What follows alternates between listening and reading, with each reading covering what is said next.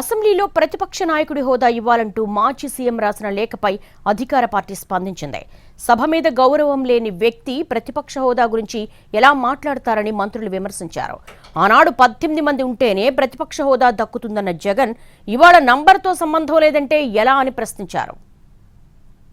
ప్రతిపక్ష నాయకుడి హోదా ఇవ్వాలంటూ ఏపీ స్పీకర్ అయ్యన్న పాత్రుడికి వైసీపీ అధినేత జగన్ లేఖ రాశారు. విపక్షంలో ఎవరికి ఎక్కువ సీట్లుంటే వారికే ప్రతిపక్ష హోదా ఇవ్వాలని లేఖలో తెలిపారు. ప్రతిపక్ష హోదా ఇవ్వాలంటే 10% సీట్లు ఉండాలని చట్టంలో ఎక్కడా లేదని, పార్లమెంట్లో కానీ ఉమ్మడి ఆంధ్రప్రదేశ్లో కానీ ఈ నిబంధన పాటించలేదని లెటర్లో గుర్తు చేశారు.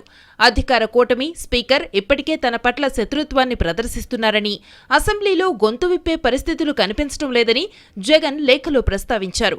ఇలాంటి పరిస్థితుల్లో ప్రతిపక్ష హోదాతోనే ప్రజా సమస్యలపై బలంగా వినిపించే అవకాశం ఉంటుందని, అందుకే తన విజ్ఞప్తిని పరిశీలించాలని జగన్ కోరారు. మాజీ సీఎం జగన్ రాసిన లేఖకు మంత్రి సంధ్యారాణి కౌంటర్ ఇచ్చారు. సభ మీద గౌరవం లేని వ్యక్తి ప్రతిపక్ష హోదా గురించి ఎలా మాట్లాడతారని అన్నారు. స్పీకర్ ఎన్నిక సమయంలో కూడా జగన్ లేరని, అసలు సభ అంటే జగన్ కు గౌరవం ఉందా అని ప్రశ్నించారు. ప్రమాణ స్వీకారం చేసినప్పుడైనా గౌరవంగా మర్యాదగా ఆయన అక్కడ కూర్చున్నారా? గౌరవ మర్యాద గురించి ఇంకా ఆయన మళ్ళీ ఎలా మాట్లాడతారండి? స్పీకర్ ఎన్నిక అంటే ఏం చేస్తాం? అందరం కలిసే కదా చేస్తాం, అందరూ అనుకునే కదా చేస్తాం. స్పీకర్ గారు అక్కడ కూర్చుంటారు. ఆ స్థానంలో అందరూ పార్టీ లీడర్స్ వెళ్ళి కూర్చుని పెట్టి గౌరవంగా వస్తాం. ఎందుకంటే స్పీకర్ ఆ స్థానంలో కూర్చునేటప్పుడు ఉండాలని. మీరు ఎప్పుడు ఆ గౌరవం ఇచ్చారు? మేము పిలిచాం కదా, మీరు ఆ గౌరవం ఎక్కడిచ్చారండి? మళ్ళీ గౌరవాల గురించి మర్యాదల గురించి మాట్లాడడం ఎందుకు? గత 5 ఏళ్లలో జగన్ ప్రజలతో ఉంటే ఇవాళ ఆయన స్పీకర్కు లేఖ రాసే పరిస్థితి ఉండేది కాదని మరో మంత్రి నిమ్మల రామానాయుడు అన్నారు.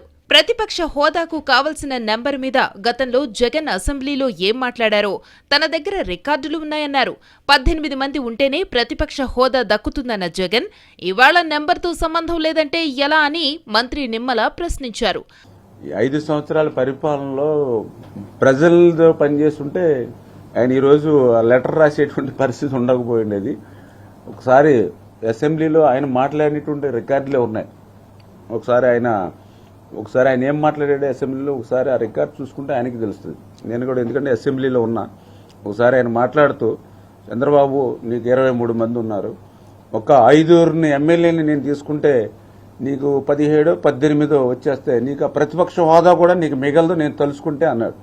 అంటే ఆయన చెప్పింది ఏంటి ఆ రోజు అంటే 18 మంది ఉంటేనే నీకు ప్రతిపక్ష హోదా, అది నేను తీసుకుంటే ఆ హోదా కూడా ఉండదని ఆ రోజు అసెంబ్లీలో చెప్పినటువంటి వ్యక్తి ఈ రోజు అబ్బే నెంబర్తో సంబంధం లేదు, ప్రతిపక్షం హోదా నాకు ఇవ్వాలని అంటే. మాజీ సీఎం జగన్ రాసిన లేఖకు కౌంటర్గా టీడీపీ ఉత్తరాంధ్ర ఇన్ఛార్జ్ బుద్ధా వెంకన్న బహిరంగ లేఖ విడుదల చేశారు. జగన్ రాజ్యాంగ నిపుణులను కనుక్కొని లెటర్ రాయాల్సిందని లేఖలో పేర్కొన్నారు. జగన్ కు పదవీకాంక్ష తీరలేదని విమర్శించారు.